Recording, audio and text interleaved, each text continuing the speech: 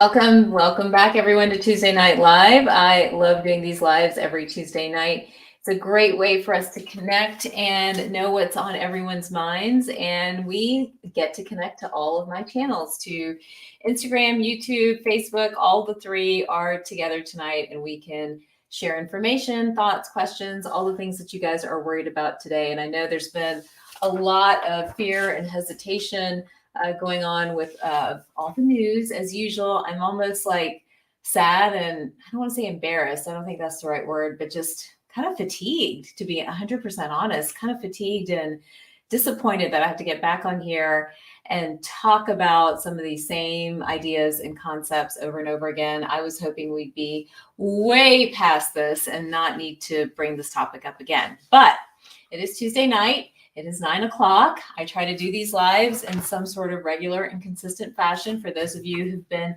following me for a while, you know that I enjoy doing these when I can. Of course, if there are conflicts, then sometimes I have to skip out on them. But today was really important because I picked this up on the weekend, and I've been tracking it over the last day or two, and it's really getting under my skin. I think this constant, like right before we're about to celebrate, right before we're about to go into the holidays, this whole Omicron and viral loads and shutdowns, people canceling trips, the chaos ensuing, flights getting canceled, just feeling really sad and bad for everybody out there who is trying to simply see family and have some level of normalcy and get about their day. And so, as I was thinking about this and wondering, like what is happening? What's going on? Why are we in this boat again? Remember, we started this conversation back in March of 2020. We are almost 2 years into talking about this particular virus and the effects that it's having on our society and on each of us individually. I mean, I can tell you firsthand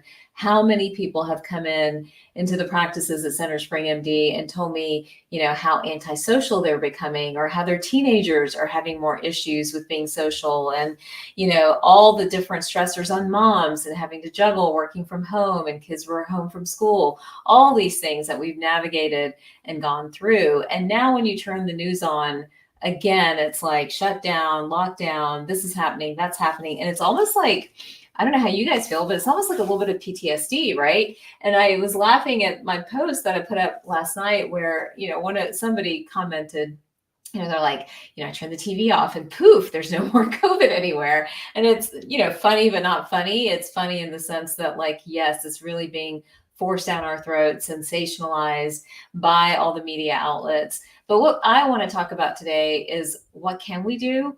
What really matters? What do we need to take pretty seriously? What can we just sort of, just make sure we're not riding the media ratings game and staying sane and hopeful as we navigate the next 3 to 4 weeks. So here's what we know. And then I have so many questions from all of you guys. And if you guys have questions, make sure you jump in, and I'm happy to answer what I can and kind of give you my opinions where they're relevant.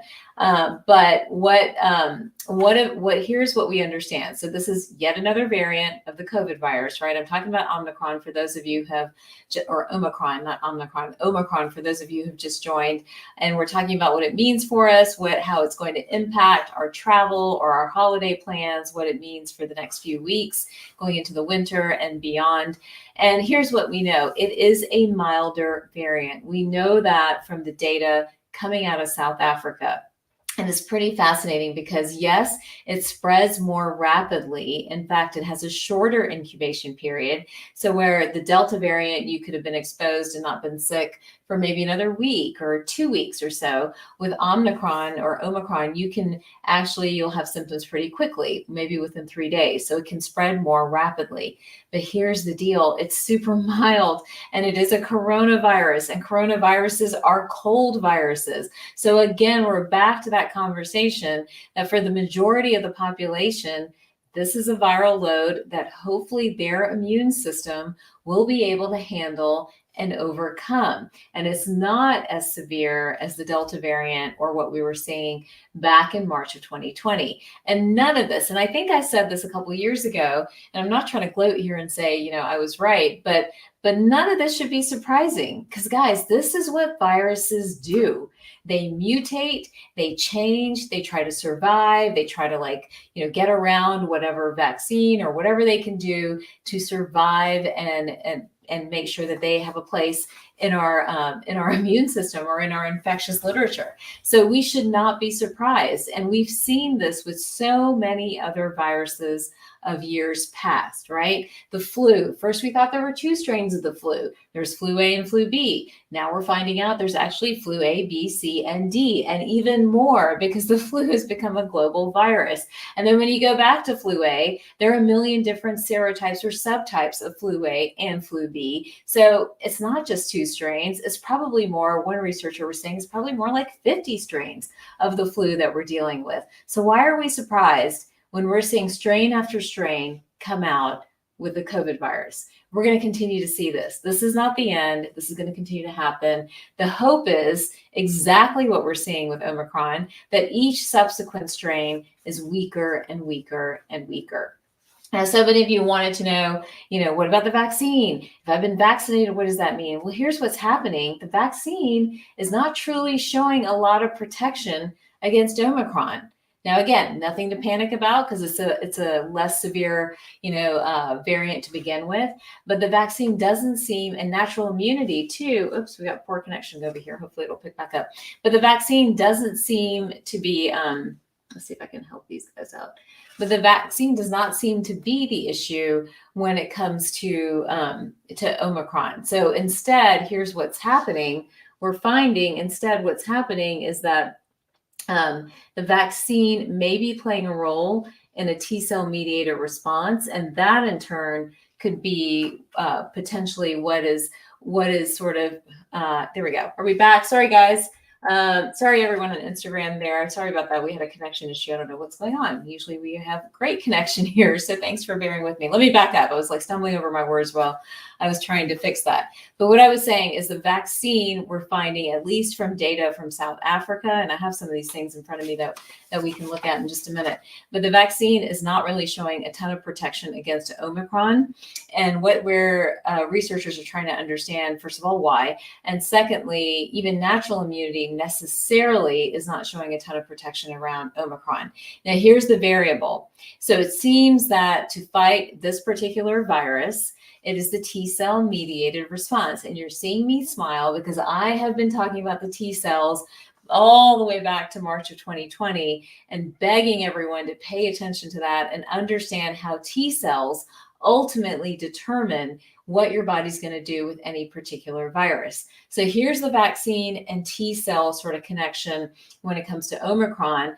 There is thought that if you've been vaccinated or had COVID, then that T-cell response is quicker. It's a little bit more exaggerated. And so the body goes in there to fight a little bit more aggressively. So that's where the vaccine may be playing a role in how you can or cannot respond to Omicron. But let's dial back away from the vaccine piece of it for just a minute and just talk about T-cell mediated immunity. I mean, again, we have understood this for a really long time, and T-cell mediated immunity, and here's the really great news, is something you can control, and you can control it in a number of different ways. You can control it through your diet. You can control it through sleep and stress management, gut health, nutrients, and so much more. But it is something that is within our grasp. It's not completely foreign to us and something that we have no control and we're hopeless about. Here's what happens, and it's interesting because they were comparing the data with Omicron here, not here, but in Europe versus South Africa. And in Europe, there is an older population, right? And an older population is going to have weaker T-cell mediated immunity. So we expect our older population to have more trouble with any virus, including something like Omicron.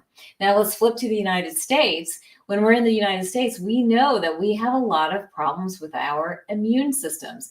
We already know that we've had escalating levels of autoimmune disease and cancer. We already know that our obesity rates are super high, and now the rest of the world seems to be following along at that same pace. And we know that when those things are present, obesity, autoimmune disease, a history of cancer, chronic cardiometabolic issues, conditions where inflammation is rampant. And how do you know? Patients ask me that all the time. How do I know if I have inflammation? Well, inflammation's on the spectrum, right? They're the mild symptoms. They're the whispers of joint pain or brain fog or just feeling tired all the time or rashes or gut issues. But then they're like the power booms, that tell you that inflammation is present, which are the diagnoses. So we know that inflammation is rampant in our society, and that means that our T cell mediated immune response is poor and is having trouble fighting off any particular virus, including this one. So again, this is where I wish the conversation, like many of you do, and some of the comments you've sent over to me, but we really wish the conversation would shift over more into this is how you take care of your health. This is how you take care of your immune system so that you can have statistics like South Africa, but hopefully not have statistics like Europe or even what we saw here in the United States. So again, we can review that and then I'll hit some of these questions. And if you guys have questions as I'm talking, happy to answer those as well. But here are the principles, right? Gut health matters. You want to make sure you have a balanced, healthy gut. You want to make sure that you're getting probiotics in, eating foods that are not inflammatory. So watching sugar and gluten and dairy. Yes, even over the holidays, I'm so sorry. But these are some of the things you can do to really keep the load and the inflammatory load down. So that's one. The second is really optimizing the key nutrients that are so critical for gut health. And so that's going to be things like vitamin D, vitamin C, zinc. They play a role in respiratory and in immune health, and they do make a difference in T cell mediated immunity. So optimizing that, and you really want those D levels, remember, to be above 50. Many times you're in the 30s or 40s and everyone's like, oh, it's normal, it's normal. We want them well above 50, even closer to 70, and getting zinc levels optimized, vitamin C levels optimized. Those should all be a part of a good immune plan. And then there's so many different immune I hate to say the word boosters. I don't even know if that's the right word, but immune supporters. And that's where I think there was a question about astragalus. Astragalus, here's the mechanism of action. Astragalus is improving T cell mediated immunity and decreasing viral loads. And that's been shown in research, and that's been shown in study after study with many different viruses. So that's why astragalus is one of my favorites, has been around in Chinese medicine forever, and makes such a great immune supporter, booster, whatever we want to say when it comes to immune health. So that's one I like a lot. Then there's the whole world of mushrooms, right? Turkey tail, reishi, shiitake, a lot of these mushrooms that are also very valuable when it comes to your immune system and immune health. And then so many people talk about different ones. I've heard quercetin mentioned. That's more of an anti-inflammatory, but all of these are ways to help your immune system stay vital, active, and improve. Hopefully you have it by now, that T cell mediated immune response. That's really what we're after. Now on the Dr. Taz site, remember, I do have resources. There's an immune guide. If you join my tribe, we send that out. We send out all our different guides on a kind of weekly basis just to keep everyone informed and educated about different ways to think about their health. I feel like so many people just either get gaslit or get one side of the story. They don't get the whole picture of what's going on. And so my purpose, I feel like, has always been to bring different systems of medicine together and give you a more expanded view, a more 360-degree view of any issue, including the issue that we're dealing with today. So check all of that out. You can go to drtaz.com or even click on the link in the bio and join the tribe and get some of that information right to your inbox or to your email box. And that way we can kind of keep this conversation going. If you want to dig more deeply into immune health, then I do have an immune course. And that really does get into all the nitty gritty. I know some of you are into the science. I saw some comments about that. And you really wanted to understand the science around immune health. Well, then I would encourage you to do that particular course that does get into those details and does give you a roadmap, everything from how to organize your kitchen to how to organize your home, and then even the things you need to be checking when you go into the doctor to understand where you stand from an immune, sort of an overall immune health vantage point. Okay, so I'm going to take a couple of these questions, and if you guys have questions as well, feel free to jump in and you can post them here in the comments, and I'll try to take those if we have time. We've got probably about 5-10 more minutes here. So this is a question from Lauren. Lauren wanted to know, is the common cold just going, I love this, is the common cold just going through a brand change and being named Omicron? I don't know. I kind of think so. Well, coronavirus is a cold virus, right? And it is a virus that's here to stay. So maybe this is the new cold for us. We have to see, but we'll have to see how that plays off. But it is, again, it's definitely in that cold family. Second question, kind of related. I'm not sure I can answer it, but I'll go ahead and kind of talk about it. Why isn't the media talking about food and lifestyle to build healthy immune systems? Well, I'll be 100% honest.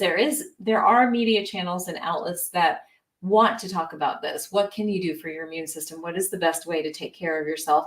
And honestly, in some ways, that conversation is not terribly different from conversations around how to beat inflammation, how to prevent heart disease, how to lose weight. The crux of a lot of the stuff is very similar.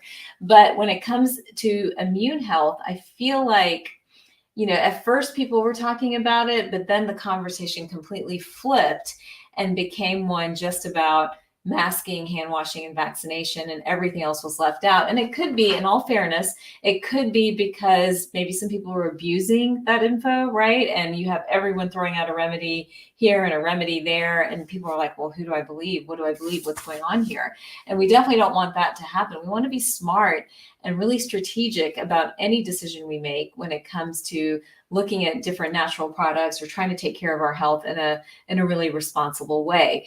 But there are the studies there to talk about D and C and zinc and astragalus. It's all there. And we know that NAC also, N-acetylcysteine, which is a glutathione derivative, we also know that one plays a role. So there is research there. It's just a matter of if we want to pay attention to it and honor it and bring it into the conversation rather than pushing it out and staying really polarized in one direction, which you guys know by now really annoys me. Okay, moving on. The vaccine question, I think I addressed that already. The vaccine is playing a role in T-cell mediated immunity, so maybe bringing on that T-cell response a little bit faster, but it doesn't guarantee, in fact, it's showing that it's not really working to protect against Omicron.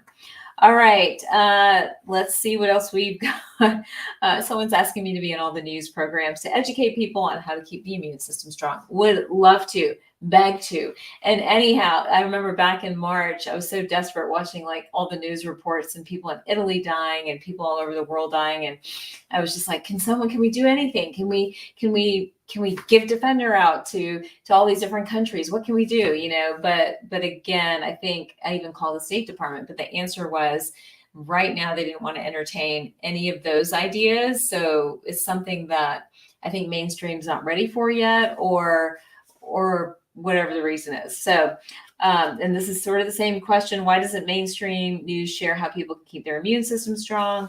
I think some channels do. I think there is a conversation around that. I think there's a lot of fear. Here we go with fear again, right? The big word. I think there's a lot of fear around, well, if we talk about this, then people won't do that. And so I think that's why the conversation has shifted to we're just going to focus over here. We're not going to talk about, the sort of realm of possibilities that you can do to take care of yourself and keep yourself strong. All right, Holly, I'm so sorry. Frustrated. I had COVID last month. I'm unvaccinated. Do I have protection against Omicron? We can't guarantee it, but you can take care of your immune system. Watch and be careful of crowded places, wear those masks. I do think, by the way, guys, I know some of you are anti-mask, but I do think the masks are necessary, especially when you have a breakout like this, because here's what we're doing. We're decreasing that viral load or that respiratory load spreading from person to person. So I'm all for masks. I think that's not one we should be fighting about. Hand washing is not something we should be fighting about. Going into, super crowded places might not be something we should be fighting about. But your immune system and what you choose to do there, and really avoiding lockdowns and school closures, that's something we should honestly not be putting up with. To me, that is getting beyond ridiculous at this point. Okay, so that's what I've got on Omicron. I'm trying to see if this is anything. This is talking about South Africa. This article is coming from Science Magazine. It was talking basically about South Africa that only saw a modest increase in hospitalizations for severe COVID-19, even a month after cases started to explode. And they're still looking at that data. They're honest about that, but their cases are actually going down. So they had a peak, they're going down, but their hospitalization rate necessarily did not increase. So I thought that was encouraging news. Europe, they're talking about, has an older population. Looking at their data, there are limited changes in severity. So it's really hard to understand, what's going on there. But again, it could be age, health of the population, weight, some of these other factors that we just talked about. All right, let's see what else we've got. Omicron replicates faster than previous variants, but slower in the cells from lower in the lungs. So basically, it's again saying why it's not really causing as much deep pneumonia. It's more of an upper respiratory virus rather than a lower respiratory virus. So that's interesting as well. Again, it's a virus. It's going to mutate, right? We talk about our kids. They're going to do stuff that annoys us. It's a virus. It will mutate. Don't be surprised. So anyhow, that's what we've got on Omicron. And that is what I'm seeing in some of the articles and the research articles that I've pulled as well. This one is from Columbia. Is saying that the Omicron variant can evade the immune protection conferred by vaccines and natural infection and suggests the need for new vaccines and treatments that anticipate how the virus may soon evolve. I mean, that game will continue. I mean, that's all. We can expect this game to continue. So what you can do for your health is the constant that will remain steady and keep you out of trouble as these viruses and these mutations continue to change. They're saying monoclonal antibodies don't really neutralize Omicron. That's in another study. Again, I think the word is out on a lot of these things, so we'll have to see where it lands. But all of that to say, it's a changing environment, and don't be frightened and scared by all the different headlines, and realize a lot of your health is in your own hands. So take care of yourselves. It matters. All the stuff that we do, like that I do and others do to educate on diet and exercise and inflammation and, trying to be balanced hormonally and getting enough sleep and all these different things. There's a reason, because if you can keep your immune system primed, you can stay ahead of this thing, way more so than all the buzz and all the sort of fear and all the news clippings that you're hearing that are driving everybody insane again. So that would be my advice. All right, I've got some other questions. I'm going to move this over. Sorry, my setup here is a little off today, but hopefully you guys can all see me and still get the information. All right, mainstream will never be ready for supplements because it doesn't benefit pharmaceutical companies. True, although I did hear and have actually experienced that they're trying to make NAC and acetylcysteine a pharmaceutical, and that is a derivative of glutathione. Glutathione, remember, is this powerful antioxidant that really adds or improves our oxygenation, makes us powerhouses, and that may be a future pharmaceutical. All right. Folks taking their C, zinc, and D. Yes, good job. Keep it up. Stay on the immune system. Even I got a little slack, I have to be honest, and wasn't taking like the Defender or Astragalus every single day. But I think now we need to get back to taking that stuff every single day, paying attention, washing our hands, wearing those masks, and enjoying the holiday season, right? I want everyone to enjoy it, not be scared of it, and not be in fear of it. Okay, I think I got everybody's questions. Anyone have any other questions, last minute questions before I jump off? If not, I hope you guys all have a very Merry Christmas if you celebrate Christmas. I don't think I'll be on next week unless, of course, our trip gets canceled for some reason because of all of this. And then I may jump on to say Happy New Year. But boy, I'm determined. 2022 will be different. We will get back to normal. I'm putting it out there. You guys put it out there with me, and I can't wait to see what this next year brings. But we will get over this, and we will move on and have some sense of normalcy. We need it. Our children need it. Our immune systems need it. It's time to move on, guys. All right. Have a good night. Happy holidays. I will talk to you guys soon.